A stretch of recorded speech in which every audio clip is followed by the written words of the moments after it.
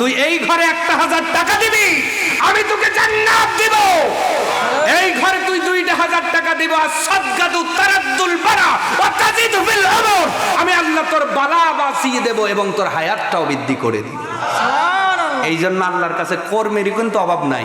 আপনারা ওই মিস্ত্রিকে ফোন দেন, তারপরেও দামাদামি করা লাগে। আল্লাহর কাছে কি মিস্ত্রির অভাব পড়ছে?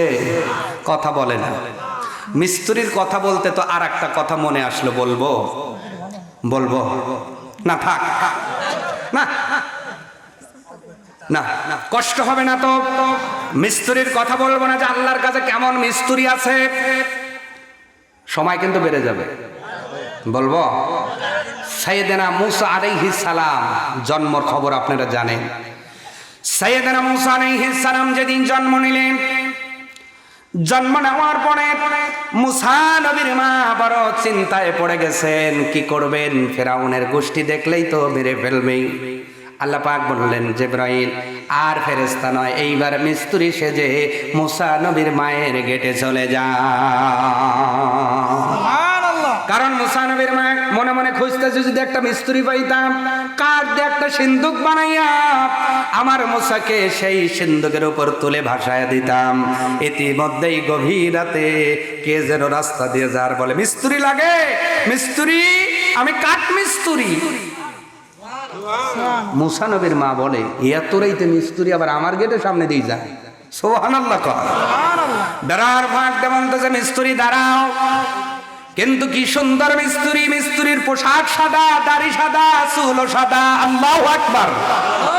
ও মিস্ত্রি, জীবনে কাঠ মিস্ত্রি দেখেছি চুল হুস্কা খুস্কা, এমন অবস্থায় থাকে রাস্তা দিয়ে গেলে গা দিয়ে দুর্গন্ধ বের হয়, তোমার গা দিয়ে যেন আতর আতর বাসনা বের হয়। এত সুন্দর মিস্ত্রি কোথাও পাই নাই। আল্লাহ পাক যেন বলতে চায়, ও মুসা নবীর মা, এটা দুনিয়ার মিস্ত্রি নয়, এটা আমি আল্লাহ আমার মিস্ত্রি। এবার মুসা নবীর মা বলে, একটা কাজ করাবো। কয় ঠিক আছে, করা যাইব। কয় তোমার অস্ত্র কই? কয় আমার অস্ত্র যা আছে একটাতেই সব কাজ হয়। সুবহানাল্লাহ কোন? কারণ কাঠ মিস্ত্রির জোলা থাকে না, এখন তার জোলা নাই, এখন হলো ওই যে আপনার কি বলে, ওই বাক্স করে নিয়ে যায়। আগের মিস্ত্রিরা ব্যাগে করে নিয়ে আসতো, বাটাল হাতুর যাই হোক। ও মিস্ত্রি, তোমার মিস্ত্রির জিনিসপাতি কয়? কয় একটা আছে, সব কাজ হয়। আপনি বানাবেন কি? কয় একটা সিন্দুক। কয় যে কাঠ আছে? কয় আছে তো কিছু কাঠ। কোথায়? কয় ভালো রাখেন কে? অসুস্থ করে দেন কে? ক্ষমতা কার? আমাদের হাতে কিছুই। এরপরেও মারামারি আছে না নাই? বাড়াবাড়ি আছে না নাই? অহংকার আছে না নাই? ঠেলাঠেলি আছে না নাই? গোতাগুতি। অথচ এখন মারা গেলে আপনাকে রাত সকালও হবে না, এখনই ধোয়াইয়া সকাল হওয়ার আগেই কবরে দিয়ে আসবে। ঠিক কিনা বলেন? অতএব আমরা দুর্বল। আল্লাহ পাক বলেন, আমি তোমাকে দুর্বল করে সৃষ্টি করেছি বান্দা, তোমার দুর্বলতার দিকে তাকিয়ে তুমি আমার সেজদা করো, আমার ইবাদত করো, আমার বন্দেগী করো, আমি আল্লাহ খুশি হয়ে এমন জান্নাত দিব যেই জান্নাতে আর মৃত্যু হবে না। তাহলে আমাদের আসল গন্তব্যস্থল জান্নাত। আর একটা জিনিস জানিয়ে রাখি, জান্নাত কিন্তু আমাদের বাপের ভিটা। কার ভিটা বলেন? আমার কথা, আমার সাথে একটু কথা বলতে হবে, রাজি আছেন? জান্নাত আমাদের কার ভিটা বলে? কার ভিটা? কারণ জান্নাতে আল্লাহ পাক আদম আলাইহিস সালামকে রেখেছিলেন, উনি তো আমাদের আদি পিতা। তাহলে জান্নাত আমাদের কার ভিটা? আচ্ছা, যেই মানুষ দুনিয়ায় বাপের ভিটে বিক্রি করে খায়, ওর সে নালায়েক, ওর চাইতে কি বলবো খারাপ কোন ছেলে আছে? এই বৃদ্ধরা বলে, তুই এত খারাপ যে বাপের ভিটে বেঁচে খাইলি। তা আমার আপনার আসল ঠিকানা জান্নাত। যারা জান্নাতকে বিক্রি করে অন্যায়ের কাছে মাথা নত করে, এর চাইতে খারাপ মানুষ একটাও হতে পারে। আমরা বের হয়েছে, আবার যাব জান্নাতে ইনশাআল্লাহ। আল্লাহ কোরআনের মাধ্যমে সেই পথগুলো বাতলিয়ে দিয়েছেন, কেমনে তুমি সহজে আল্লাহর জান্নাতে যেতে পারবা। সুবহানাল্লাহ বলেন। আচ্ছা বলেন, আজকে যেই মসজিদের প্রোগ্রামটা দিলেন, এই মসজিদে যে নামাজ হয়, এমন কি রাকাত আছে যে যেই সূরাটা নাই? যত রাকাত পড়বেন তত রাকাতেই একটি সূরা প্রয়োজন। সেই সূরার নাম কি? আজকে পড়লাম কোন সূরা? কেন পড়লাম? কারণ আপনাদের যদি জানা জিনিস থেকে কথা বলি বুঝতে সুবিধা হবে। কারণ আপনারা আমার কাছের মানুষ, আমিও আপনাদের কাছের মানুষ। এই জন্য আপনাদের চাই ভালো কিছু কথা আপনাদের গিফট করার জন্য। সুবহানাল্লাহ। জানা জিনিস থেকে কথা শুনতেও মজা, জানতেও মজা লাগে, ঠিক কিনা? তো অপরিচিত আয়াত হলে তো অত বুঝতে পারবেন না। তাহলে সূরা ফাতিহা থেকে আমরা অল্প সময় কিছু কথা শুনবো এবং বলবো। আল্লাহ পাক যেন আমাদের সকলকেই বলার এবং শোনার তৌফিক দান করেন। সকলে বলেন আমিন। আসুন আর ভূমিকা দিচ্ছি না। সূরা ফাতিহা এমন একটি সূরা, যেই সূরার সমান সমকক্ষ অন্য কোনো সূরাই কোরআনে নাই। সুবহানাল্লাহ বললেন না? সাবউল মাসানি যাকে বলা হয়েছে, যাকে বলা হয়েছে কোরআনুল আযীম, যাকে বলা হয়েছে ফাতহুল কিতাব, উম্মুল কোরআন, জোরে বলেন আল্লাহু আকবার। যাকে বলা হয়েছে কোরআনের মা, কোরআনের জননী, আল্লাহু আকবার। সূরা ফাতিহার মর্যাদা শোনাচ্ছি, এরপর আলোচনায় ঢুকব। আল্লাহ নবীর সাহাবী হযরত আবু সাঈদ খুদরি রাদিয়াল্লাহু তাআলা হতে বর্ণিত, তিনি বলেন, ও পৃথিবীর মানুষ, একদিন মসজিদের ভিতরে আমি আবু সাঈদ খুদরি নামাজে দাঁড়িয়ে আছি। এমন সময় নবীজি এসে ডাক দিলেন, ও আবু সাঈদ খুদরি। আল্লাহ নবী ডাকার পরে আমি নবীজির ডাক শুনেও না শোনার ভান করে নামাজটা কন্টিনিউ করলাম, নামাজে দাঁড়িয়ে থাকলাম। নামাজ শেষ করে যখন নবীজিকে বললাম, ইয়া রাসূলুল্লাহ, কেন আপনি আমাকে ডাকলেন? আল্লাহ নবী ডাক দিয়ে বললেন, আবু সাঈদ খুদরি, তুমি কি আল্লাহর কোরআনের ওই আয়াতটা পড়ো নাই? ইয়া আইয়ুহাল্লাযীনা আমানু আস্তাজিবু লিল্লাহি ওয়া লির-রাসূলি ইযা দাআকুম। আল্লাহ পাক বলছেন, ও ঈমানদারেরা, যখন তোমাদেরকে আল্লাহ এবং রাসূলের পক্ষ থেকে ডাক দেওয়া হয়, তখন তোমরা কাল বিলম্ব না করে সেই ডাকে সাড়া দিয়ে দাও। আবু সাঈদ খুদরি নফল নামাজে ছিলেন। তার মানে আল্লাহ কোরআনের আয়াত দ্বারা বুঝাইতে চান, পৃথিবীর মানুষ, তুমি নফল নামাজে দাঁড়িয়ে গেছ, এমন অবস্থায় যদি কোরআন থেকে আল্লাহর কোন আয়াত দিয়ে তোমাকে ডাকা হয়, যেই আয়াতের মধ্যে আল্লাহর আদেশ আছে, নবীজির আদেশ আছে, তোমার নফল নামাজের চাইতে আল্লাহ এবং রাসূলের ডাকে সাড়া দেওয়া জরুরি হয়ে যাবে। আল্লাহু আকবার।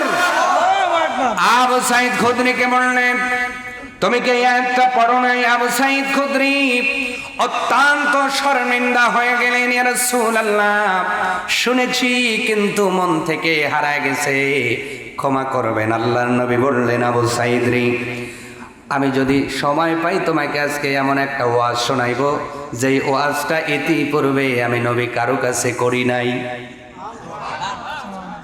আবু সাঈদ খুদরি বললেন, রাসূলুল্লাহ, কি ধরনের ওয়াজ একটু বলবেন?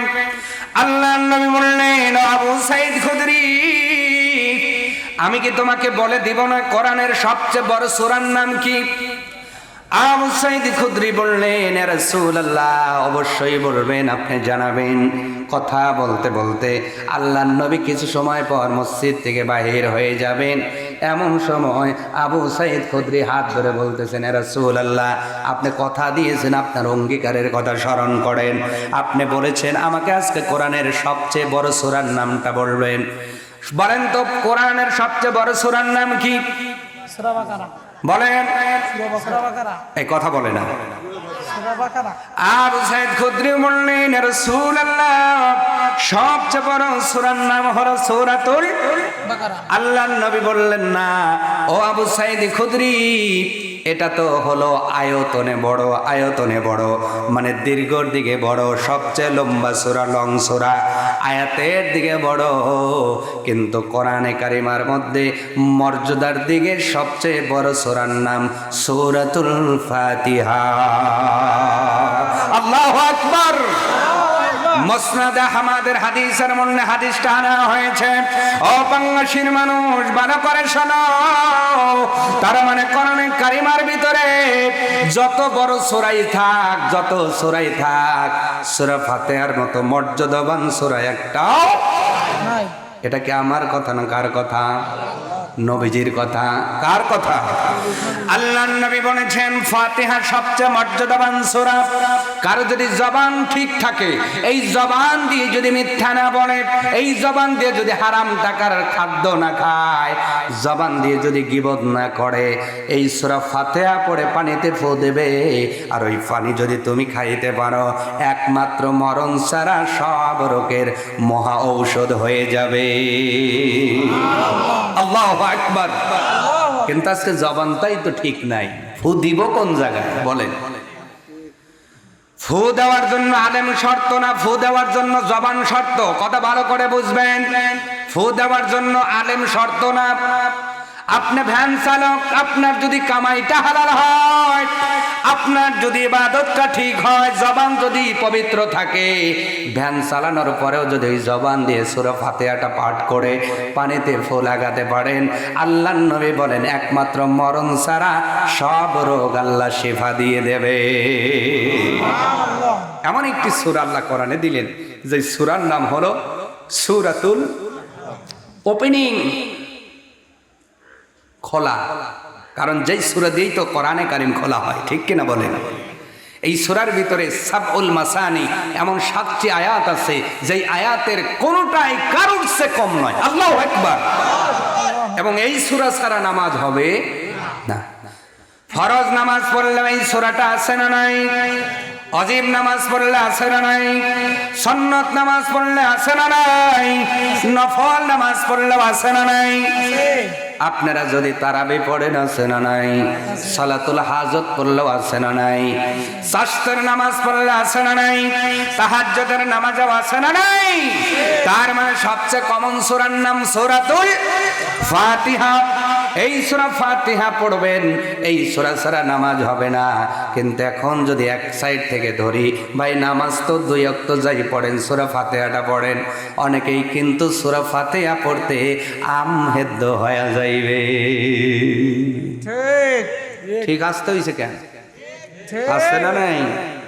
আসছে না নাই? এই জন্যই আজকে আমার এই সূরাটা পড়া। আপাতত যদি আপনাদের সূরা ফাতিহাটা আমি ঠিক করে দিয়ে দিতে পারি, আমি মনে করব বড় পাঙ্গাসির জন্য এইটাই আমার সবচেয়ে বড় গিফট। নাকি মনে করেন আপনারা? কারণ যেই সূরা ছাড়া নামাজই হবে না, আর নামাজ ভঙ্গের 19টা কারণ, তার ভিতরে প্রথম নাম্বার হলো আপনার কিরায়াত যদি অশুদ্ধ হয়, নামাজ আপনার বাতিল হয়ে যাবে। কি হবে বলেন? এই জন্য সূরা ফাতিহার প্রথম আয়াত কি যেন বলেন? বলেন সবাই, সকলকে বলতে হবে আজকে। বলেন কি? আলহামদুলিল্লাহি রাব্বিল আলামিন। এইটা অনেকেরই হয় না। আল আবার বলেন আল আলহামদু বড় হা, কোন হা? এই আলহামদু মানে সমস্ত প্রশংসা কার? কিন্তু কোন মানুষ যদি ওখানে হায়ে হাওয়া হত্যি না দিয়ে হায়ে হাওয়াজ মানে বড় হা না পড়ে কেউ যদি ছোট হা পড়ে, সাধারণভাবে যদি পড়ে আলহামদু, অর্থ হয়ে যাবে সমস্ত সেরা খেতা আল্লাহর জন্য। নাউজুবিল্লাহ বাজ্জা বইলেন। তাহলে আপনি নামাজে দাঁড়ায়া যদি এরকম কেরায়াত কিয়ামত পর্যন্ত পড়েন, নামাজ কবুল হওয়ার সম্ভাবনা কি আছে? বলেন। তাহলে কতটা গুরুত্ব বহন করে এই সূরাটা, অথচ আমরা এই সূরার প্রতি অনীহা, অমনোযোগী। এই যে মাহে রমাদান আসতেছে, আমরা প্রতিদিন যদি একটি করে আয়াত হুজুরের কাছ থেকে জেনে নিতাম, এতদিন কি সূরা ফাতিহার মধ্যে গলত থাকার কথা? এইটা আমরা শুনবো না, আমরা খালি শুনবো মোনাজাত আছে না নাই, শীত হয়ে শোব না কায়ত হয়ে শোব, টুপি কোনটা দেব, ফাড়া জামা না লম্বা জামা, মানে যেই মাসলার ভিতরে গুতাগুতি ওইটা আমরা বেশি জানি আর বেশি জিজ্ঞাসা করি। নিজের মধ্যে সূরা ফাতিহায় গলদ আছে, এটা আমরা কখনো জানতেও মনে রাখি না।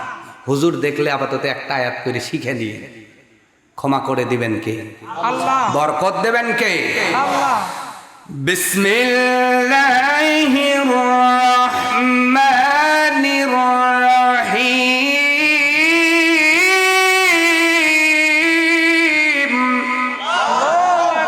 পরম করুণাময় মহান রবের নামে শুরু করলাম, এরপরে যখন আপনি পড়লেন আলহামদুলিল্লাহি রাব্বিল আলামিন, সমস্ত প্রশংসা সেই আল্লাহর যিনি রব্বুল আলামিন। এবার প্রথম শব্দ নিয়ে একটু কথা বলবো, ভালো করে বুঝবেন। হামদুন মানে প্রশংসা। আল্লাহ শুধু হামদুলিল্লাহ দেন নাই, এই হামদুন শব্দের পূর্বে আলিফ লাম যোগ করলেন।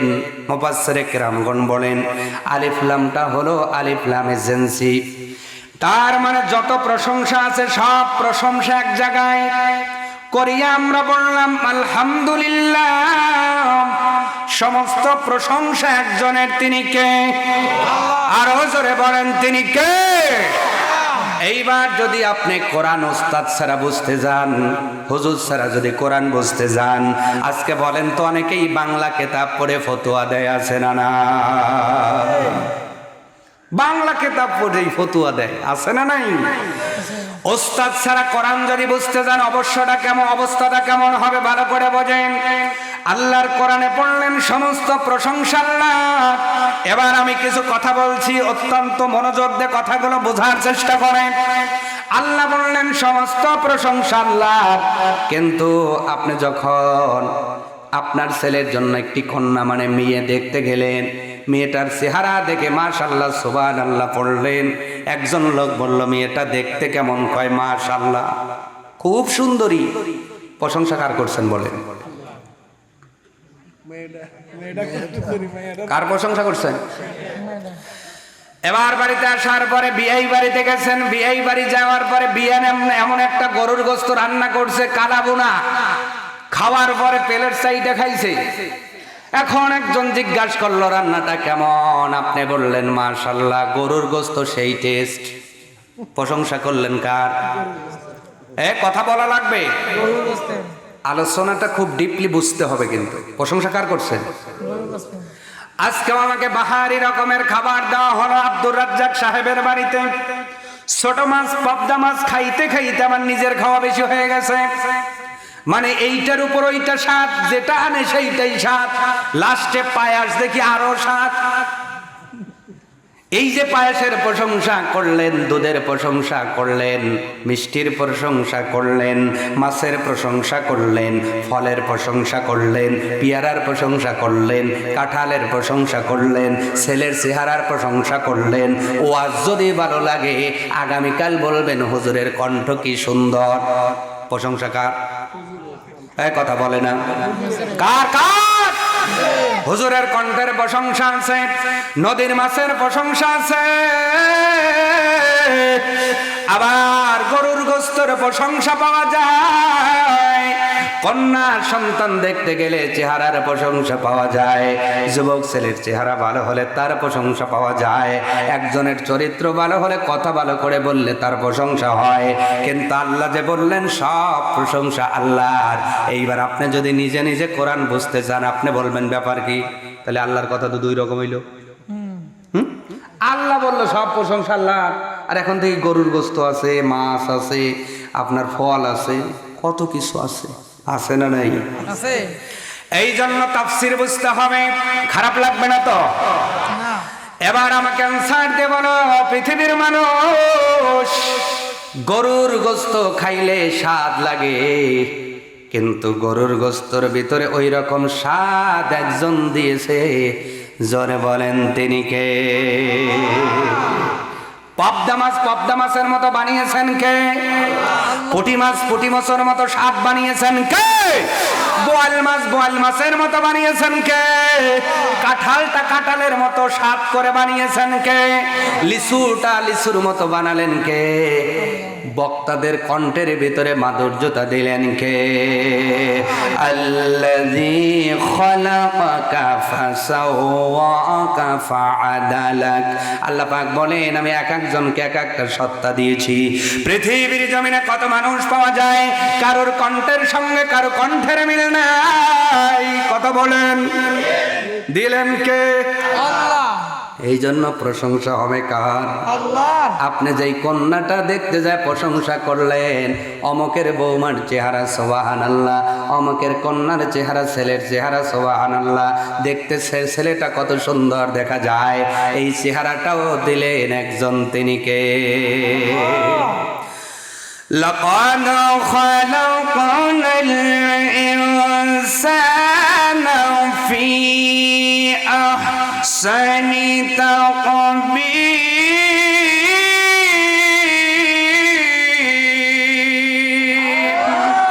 আল্লাহ রাব্বুল আলামিন বলেন আহসানু তাকওয়িম। ও পৃথিবীর মানুষ, আমি আল্লাহ সুপারলেটিভ ডিগ্রি ব্যবহার করে বললাম, পৃথিবীর জমিনে হাজার হাজার মাখলুকাত আছে, কারোর মাখলুকাতের চেহারার সঙ্গে চেহারার মিল নাই এমন না। দেখবা গরুর মতো গরু আছে, ঘোড়ার মতো ঘোড়া আছে, শুকরের মতো শুকর আছে, কুকুরের মতো কুকুর আছে, বিড়ালের মতো বিড়াল আছে, পানি আপনার পানির ভিতরে একটা মাছের মতো মাছ আছে, কুমিরের মতো কুমির আছে। কিন্তু বান্দা তোদের কত ভালোবাসি, তোর মতো চেহারাওয়ালা তামাম পৃথিবীতে একটা ওড়াই। সুবহানাল্লাহ, একটু জোরে হইব না? আপনার মতো চেহারাওয়ালা মোহনপুরে আছে, কথা বলেন না কেন? উল্লাপাড়ায় আছে, সিরাজগঞ্জ আছে, আপনার মতো কণ্ঠকারও আছে। যদি কণ্ঠ থাকতো এমনি তো সকিনা ঘরে থাকে না, কথা কয় না, এমনি তো 3 সওয়ালের মাথা হয় না। কণ্ঠর সাথে কণ্ঠ যদি মিলা যাইতো, কাঠ ডাকে নিয়ে যাইতো আল্লাহই ভালো জানে। ঠিক। এখন আমি তো ওয়াজ ভালোই করলাম, রাত 12টার পরে যদি আপনার বাড়ির গেটে যায় নক করে বলি অমক হলো, জাটা নিয়ে আইব, হুজুর ওয়াজ ভালোই করছেন, এই গেটে কে উল্লো পারা যান, কথা কন।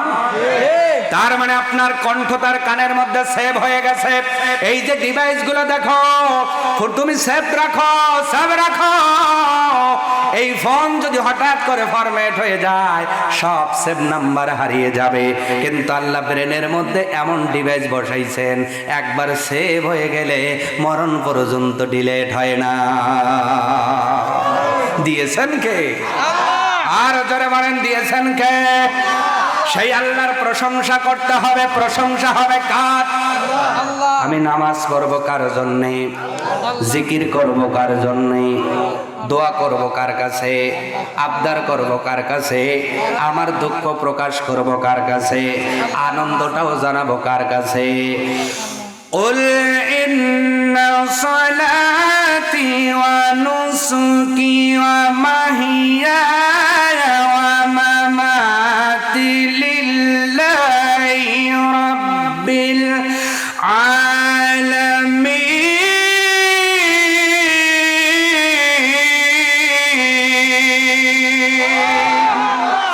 আল্লাহ রাব্বুল আলামিন তার নবীর মাধ্যমে জানাচ্ছেন, ও নবীজি तमाम পৃথিবীর মানুষদের জানায় দেন, আমার নামাজ, আমার কুরবানি, আমার বেঁচে থাকা, আমার মৃত্যু সব কিছু হবে কার জন্যে? এই জন্য কবি কত সুন্দর করে গজলের ভাষায় বলতেছেন, আমার জীবন আমার মরণ আমার জিন্দেগি, আমার জীবন আমার মরণ, আমার জীবন আমার মরণ আমার জিন্দেগি, ইয়া ইলাহি ইয়া ইলাহি কবুল করো আমার বন্দেগি, আমার জীবন আমার মরণ আমার জিন্দেগি, আমার জীবন মরণ আমার জিন্দেগি। তাহলে আমাদের ইবাদতটা হবে কত? বলে হয় হয় আমার ভাইয়েরা তাহলে প্রশংসা আল্লাহর করলেন। এবার লিল্লাহ, আল্লাহর জন্য। প্রশংসা কার জন্য? আল্লাহ। এবার প্রশংসার পরে স্পেশালি ভাবে তার নামটা জাত নাম বুঝিয়েছেন। এখানে রহমান দেন নাই, রহিম দেন নাই। আল্লাহ পাক বলছেন, বান্দা সমস্ত প্রশংসা হবে একমাত্র আল্লাহ তাআলার জন্যে। এবার আল্লাহ কেমন? আল্লাহ আলিফ লাম লাম হা।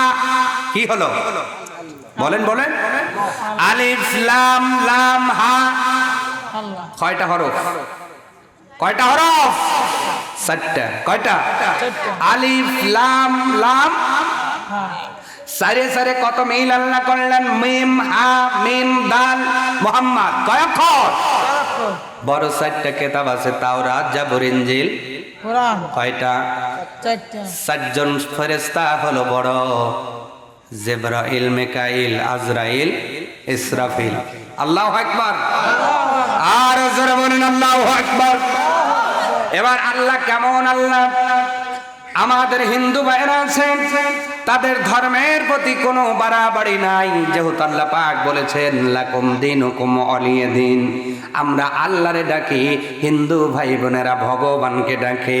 কিন্তু আমার আল্লাহর যদি আলিফ কেটে দেন, এরপরেও অর্থ আছে না নাই? আল্লাহ অর্থ আছে। আল্লাহু লা ইলাহা ইল্লা হুয়াল হাইয়ুল কাইয়ুম। এবার আপনি চিন্তা করলেন আল্লাহর আলিফটা কেটে দেব, এরপরে অর্থ আছে না নাই? লিল্লাহি মা ফিস সামাওয়াতি ওয়া মা ফিল আরদ। আসমান এবং জমিনের মধ্যে যা কিছু আছে সব কিছু কার জন্যে? এবার চিন্তা করলেন, এবার আর এক লাম কেটে দেব, বাঁচলো লাহু। কি বাঁচলো? লাহুল মুলকু ওয়ালাহুল হামদ। সমস্ত রাজত্ব কার? সমস্ত প্রশংসা কার? এইবার আপনি চিন্তা করলেন, আলিফ কেটে দিলাম, অর্থ পাইলাম। লাম কেটে দিলাম, অর্থ পেলাম। আর একটা লাম কেটে দিলাম, শুধু বাঁচলো হো। এরপরেও বলেন তো অর্থ আছে না নাই? আপনারা ফজর এবং মাগরিবের নামাজ পড়ে যে সূরা হাশরের শেষ 3 আয়াত পড়েন, প্রথম কি জানো? হুয়াল্লাহুল্লাযী লা ইলাহা ইল্লা হুয়া। ভুল হয়েছে তো? লোকমা কেউ দেয় না রে। আমি ভুল পড়ছি না? এই যে ওয়াজের মাঠ এমন একটা মাঠ, ভুল করলে লোকমা না। নামাজে লোকমা আছে, ওয়াজের মাঠে লোকমা না। এই জন্য অনেক বক্তাই আজকে মাঠ কাঁপায়া গেল। আর সেই কয় আজকে কাঁপায়া ফালবো, গরম করে ফালবো, ফাটায়া ফালবো। কথা কয়। কারণ নামাজে যেমন হুজুরকে লোকমা দেওয়া হয়, ওয়াজে আজকে লোকমা নাই।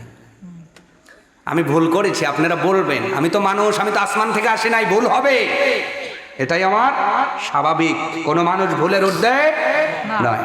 তবে ভুল জানার পরে শুধু হায় হায় মিলাবেন না। বাপের বেটার মতো দাঁড়িয়ে লোকমা দিতে শেখেন, তাহলে বক্তার একটু লেখাপড়ায় করে আসবো। আমরা তো আজকে শ্রোতারা হয়েছি, যে যা বলে কান ফালা দিয়ে শুনি, আর দিছে বা বলেন বলেন। সূরা হাশর কি পড়ি আমরা? হুয়াল্লাহুল্লাযী লা ইলাহা ইল্লা হু।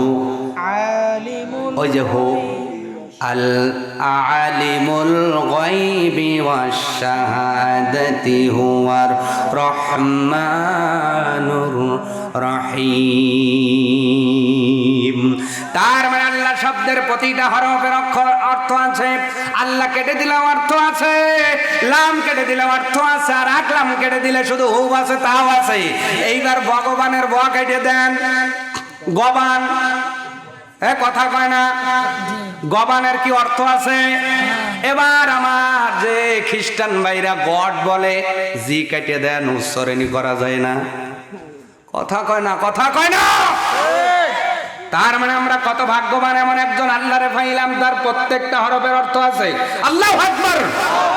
এই জন্য আল্লাহ পাক ডেকে বলেন আলহামদুলিল্লাহ, সমস্ত প্রশংসা সেই আল্লাহ পাকের করো। এবার আল্লাহ পাক আরো 2টা শব্দ জুড়ে দিলেন, রব্বুল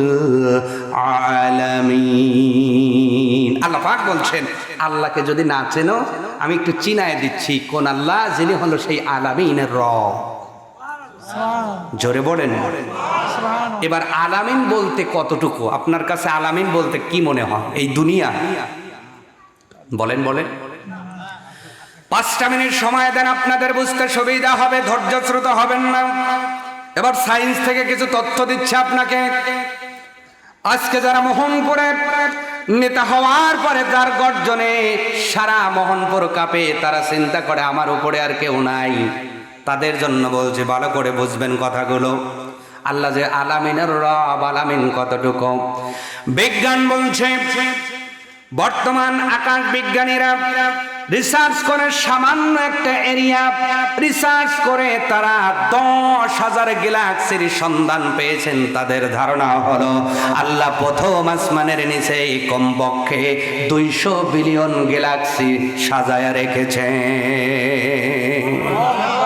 200 বিলিয়ন গ্যালাক্সি। এবার গ্যালাক্সির খবর দিতেছি। গ্যালাক্সি আপনি এবার ফেলেট মনে করেন না। আমরা ওই পৃথিবী একটা গ্যালাক্সির মধ্যে গোরফা খাচ্ছে নির্দিষ্ট কক্ষপথে।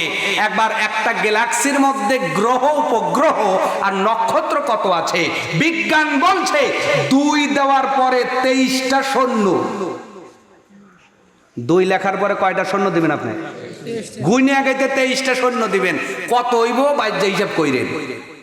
বিজ্ঞান বলছে একটা গ্যালাক্সির ভিতরে আপনি এতগুলো নক্ষত্র গ্রহ উপগ্রহ দিয়ে একটা গ্যালাক্সি সাজিয়েছেন। আর এরকম গ্যালাক্সি বিজ্ঞান বলছে কমপক্ষে 200 বিলিয়ন গ্যালাক্সি আল্লাহ আসমানের নিচে বানিয়ে রেখেছেন। আর এর মধ্যে আপনার ওই 2 দিয়ে 23টা সৈন্য, এত সংখ্যার ভিতরে পৃথিবী এমন একটি জায়গা, তার ভিতরে বাংলাদেশের ম্যাপ তো দেখলে খালি চোখে মুরব্বীরে দেখতেই পায় না। তার ভিতরে 64টা কথা বলেন, তার ভিতরে সিরাজগঞ্জ একটি জেলা। এই সিরাজগঞ্জে 9টি উপজেলা, তার ভিতরে উল্লাপাড়া ইউনিয়ন আছে কয়টা? হ্যাঁ, এই 14টা ইউনিয়নের পাঙ্গাসি একটা ইউনিয়ন ধরে। এই ইউনিয়নে গ্রাম আছে কতটি? এই 22টা ইউনিয়নের পাঙ্গাসি একটি গ্রাম। এই গ্রামে বাড়ি আছে কতটি? গোনা নাই। তার ভিতর আপনি আব্দুল কুদ্দুস, আমি সাইফুদ্দিন। আমার একটা বাড়ি 3 তলা বাড়ি করছি। এই বাড়ির ঠেলায় আমার পা মাটিতে ভরে না। এই কথা বলা লাগবে। হিসাব করেন আপনার অস্তিত্ব, আমাদের অস্তিত্ব কোথায়? মহাকাশ থেকে দূরবীনে দেখলে পৃথিবী খুঁজে পাওয়া যায় না।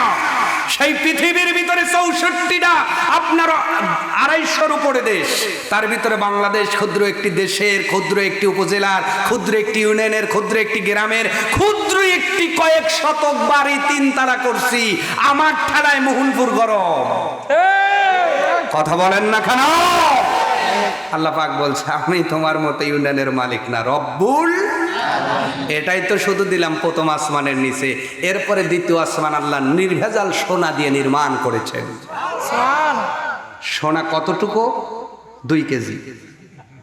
কথা বলে না। দ্বিতীয় আসমানে আল্লাহ 2 কেজি সোনা রাখছে নাকি? কতটুকু ভালো করে বলে। এখান থেকে প্রথম আসমানের গ্যাপ আছে যতটুকু। বিজ্ঞান বলছে আল্লাহ প্রথম আসমানের পুরুত্ব মোটা দিয়েছেন ঠিক ততটুকু। তাহলে পুরুত্ব কতটুকু? এবার প্রথম আসমান কত দূর এইটা জানতে হলে আপনাকে আরেকটা সূত্র বলছে, ভালো করে বোঝেন। বেলেট লুইস নামে একটি তারকা নক্ষত্র আছে এই আমাদের এই গ্রহের এই গ্যালাক্সির ভিতরে, বেলেট লুইস। এবার ওই বেলেট লুইসে আপনি যদি যেতে চান সাইকেল নিয়ে যাওয়া যাবে না, রকেট লাগবে। বর্তমান বিজ্ঞান আপডেট যেই রকেটটা বানালেন তার নাম হলো অ্যাপোলো 11। এই অ্যাপোলো 11 সেকেন্ডে দৌড়ায় 11 কিলোমিটার। আল্লাহু আকবার। 1 সেকেন্ডে কয় কিলোমিটার? তাহলে গতি কি খুব কম? বিজ্ঞান বলছে তুমি যদি দুনিয়ার জীবন থেকে বেলেট লুইসে যেতে চাও, অ্যাপোলো 11-এ ওঠো। এই পৃথিবীর জমিন থেকে বেলেট লুইসে পৌঁছাতে সময় লাগবে 1,15,000 বছর। আপনি বাঁচবেন কয় বছর? কথা বলে না। বেলেট লুইসের খবর দিলাম, এরপরে তো আসমান। আর দ্বিতীয় আসমানের খবরটা দিচ্ছে এইবার। আল্লাহর হাবিব বলছেন হাতের আংটি দেখছেন? এই হাতের আংটি তুমি যদি ওই মরুভূমির মধ্যে ফেলে দাও, মরুভূমির মধ্যে আংটিটা খুব বড় দেখা যাবে নাকি? কত ছোট দেখাই যাবে না। আল্লাহর হাবিব বলছেন প্রথম আসমান গোটায়া যদি দ্বিতীয় আসমানে রেখে দেওয়া যায় এই আংটির মতো দেখা যাবে। আস্তে বলবেন না, আস্তে বলবেন না। সেই আসমানটা আল্লাহ বানিয়েছেন সোনা দিয়ে। আল্লাহর কাছে ধন দৌলতের কি কম পড়ছে? হ্যাঁ, তারপরেও আল্লাহ মসজিদটা বানান না কেন? আল্লাহ তো ইচ্ছা করলে আজকে রাতের মধ্যে সোনা দিয়ে মসজিদ বানাতে পারেন, যেহেতু ঘরটা কার ঘর। কিন্তু আল্লাহ বানান না কেন জানেন? কারণ আল্লাহ চায় তুমি বান্দাই এই ঘরে একটা ব্যাগ সিমেন্ট দিবা, আমি আল্লাহ তোকে জান্নাত দিব। তুই এই ঘরে 1000 টাকা দিবি, আমি তোকে জান্নাত দিব। এই ঘরে তুই 2000 টাকা দিব, আসাদগাদু তারাদ্দুল বারা ওয়া তাজিদু ফিল উমর, আমি আল্লাহ তোর বালা বাঁচিয়ে দেব এবং তোর হায়াতটাও বৃদ্ধি করে দিব। এই জন্য আল্লাহর কাছে কর্মেরই কিন্তু অভাব নাই। আপনারা ওই মিস্ত্রিকে ফোন দেন, তারপরেও দামাদামি করা লাগে। আল্লাহর কাছে কি মিস্ত্রির অভাব পড়ছে? কথা বলে না। মিস্ত্রির কথা বলতে তো আর একটা কথা মনে আসলো, বলবো বলবো না? থাক না না, কষ্ট হবে না তো? মিস্ত্রির কথা বলবো না যে আল্লাহর কাছে কেমন মিস্ত্রি আছে। সময় কিন্তু বেড়ে যাবে, বলবো। সাইয়েদনা মুসা আলাইহিস সালাম জন্মর খবর আপনারা জানেন। সাইয়েদনা মুসা আলাইহিস সালাম যেদিন জন্ম নিলেন, জন্ম নেওয়ার পরে মুসা নবীর মা বড় চিন্তায় পড়ে গেছেন। কি করবেন? ফেরাউনের গোষ্ঠী দেখলেই তো মেরে ফেলবে। আল্লাহ পাক বললেন, জিবরাইল আর ফেরেশতা নয়, এইবার মিস্ত্রি সেজে মুসা নবীর মায়ের গেটে চলে যা। কারণ মুসা নবীর মা মনে মনে খুঁজতেছে যদি একটা মিস্ত্রি পাইতাম, কাঠ দিয়ে একটা সিন্দুক বানাইয়া আমার মুসাকে সেই সিন্দুকের উপর তুলে ভাসায় দিতাম। ইতিমধ্যেই গভীর রাতে কে যেন রাস্তা দিয়ে যার বলে, মিস্ত্রি লাগে, মিস্ত্রি, আমি কাঠ মিস্ত্রি। মুসা নবীর মা বলে, এতরাইতে মিস্ত্রি আবার আমার গেটের সামনে দিয়ে যায়। সুবহানাল্লাহ। দাঁড়ার ফাঁক দেবন তো যে মিস্ত্রি দাঁড়াও। কিন্তু কি সুন্দর মিস্ত্রি! মিস্ত্রির পোশাক সাদা, দাড়ি সাদা, চুল সাদা। আল্লাহু আকবার। ও মিস্ত্রি, জীবনে কাঠ মিস্ত্রি দেখেছি চুল হুস্কা খুস্কা, এমন অবস্থায় থাকে রাস্তা দিয়ে গেলে গা দিয়ে দুর্গন্ধ বের হয়, তোমার গা দিয়ে যেন আতর আতর বাসনা বের হয়। এত সুন্দর মিস্ত্রি কোথাও পাই নাই। আল্লাহ পাক যেন বলতে চায়, ও মুসা নবীর মা, এটা দুনিয়ার মিস্ত্রি নয়, এটা আমি আল্লাহ আমার মিস্ত্রি। এবার মুসা নবীর মা বলে, একটা কাজ করাবো। কয় ঠিক আছে, করা যাইব। কয় তোমার অস্ত্র কই? কয় আমার অস্ত্র যা আছে একটাতেই সব কাজ হয়। সুবহানাল্লাহ কোন? কারণ কাঠ মিস্ত্রির জোলা থাকে না, এখন তার জোলা নাই। এখন হলো ওই যে আপনার কি বলে, ওই বাক্স করে নিয়ে যায়। আগের মিস্ত্রিটা ব্যাগে করে নিয়ে আসতো, বাটাল হাতুর যাই হোক। ও মিস্ত্রি, তোমার মিস্ত্রির জিনিসপাতি কয়? কয় একটা আছে, সব কাজ হয়। আপনি বানাবেন কি? কয় একটা সিন্দুক। কয় যে কাঠ আছে? কয় আছে তো কিছু কাঠ। কোথায়? কয় যে। মুসা নবীর মা ওনাকে কাঠ দিয়ে গেছে, আইসা দেখে যে কি মিস্ত্রি কি কাজ দিছি, খালি থুতু লাগায় দিতেছে, আটা লেগে যায়। সুবহানাল্লাহ। বিসমিল্লাহ বলে ধরে, সব কারুকাজ হয়ে যায়। আইসা বলতেছে, ও মিস্ত্রি, আমি শুধু বলছি তুমি একটা সিন্দুক বানাও, মাপ তো দেই নাই, এই মাপে করলা কেমনে? কয় মাপ জানা হয়ে গেছে। আর জোরে বলেন সুবহানাল্লাহ। মুসা নবীর মাপে অটোমেটিক আপনার মিস্ত্রি দ্বারা আল্লাহ পাক সিন্দুক বানায় দিয়েছেন। এই জন্যই বলছি ঘটনাটা হিন্স দিলাম, কারণ আল্লাহর কাছে মিস্ত্রির অভাব পড়ে নাই। কতজন মানুষ নামাজ পড়বে আল্লাহর জানা আছে না নাই? আল্লাহ ইচ্ছা করলে এক রাতের মধ্যে সোনা দিয়ে মসজিদটা বানায় দিতে পারেন। শুধু এই মসজিদ না, তামাম পৃথিবীতে যত মসজিদ আল্লাহ বানাতে পারেন কি পারেন না? কিন্তু আল্লাহ চান এই মসজিদে দান করে তোমরা যেন আল্লাহর জান্নাতি মেহমান হয়ে যাও। তাহলে রব্বুল আলামিনের ব্যাখ্যার ভিতরে বললাম, আলামিন কতটুকুন? শুধু প্রথম আসমানের নিচে অসংখ্য গ্যালাক্সি আল্লাহ বানালেন, এর ভিতরে আমরা যেই গ্যালাক্সির ভিতরে আছি 2 দেওয়ার পরে 23টা শূন্য দিলে যে সংখ্যা হবে এত সংখ্যক নক্ষত্র আল্লাহ বানালেন। এবার নক্ষত্র কত বড় বিজ্ঞান ডেকে বলছে পৃথিবীর মানুষ শোনো, এই দুনিয়ার চেয়ে সূর্য হলো 13 লক্ষ গুণ বড়, আর একটা নক্ষত্র ওই তা আপনার দুনিয়ার চেয়ে